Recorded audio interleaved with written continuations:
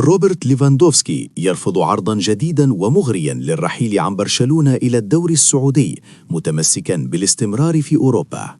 مدرب منتخب المغرب يدرس استمرار استبعاد يوسف بالعمري من قائمة كأس العالم بسبب تراجع مستواه مؤخراً.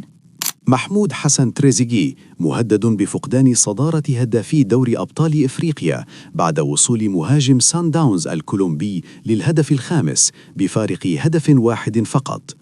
الأهلي يفقد صدارة تصنيف الأندية الإفريقية لصالح سان داونز الذي بلغ النهائي لنسختين متتاليتين.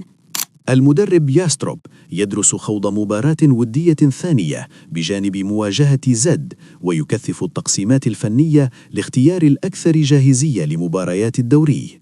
كريم فؤاد يبدأ الجري حول الملعب تمهيداً للعودة مع اتجاه لإعارته الموسم المقبل. محمد هاني يواصل التدريبات رغم إصابة شرخ في اليد. عودة محمد رأفت لتدريبات الفريق الأول ومحاولة إثبات نفسه في ظل أزمة الهجوم. الأهلي ينفي وجود أي تقارب مع اتحاد الكرة أو اتصالات بين هاني أبو ريدة ومحمود الخطيب. مصدر مقرب من إمام عاشور ينفي وجود خلاف مع وكيله ويؤكد تركيزه على استعادة مستواه والدوري وكأس العالم. انتقادات حادة لأداء الفريق مؤخراً، تراجع الروح، ضعف دفاعي، وتذبذب مستوى بعض النجوم، مع إشادة بتريزيجيه كأكثر اللاعبين قتالية. صن داونز يتأهل لنهائي دوري الأبطال بعد إقصاء الترجي. المدرب كاردوزو يحقق إنجازاً تاريخياً بالوصول لنهائي دوري الأبطال 3 مرات متتالية مع الترجي وصن داونز.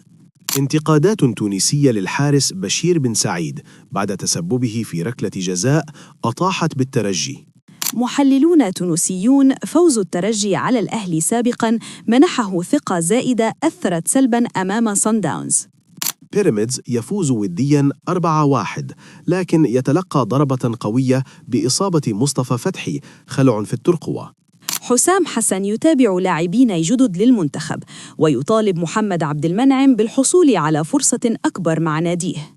جدل تحكيمي في مباراة الزمالك وشباب بلوزداد بعد مطالبة الفريق الجزائري بركلة جزاء.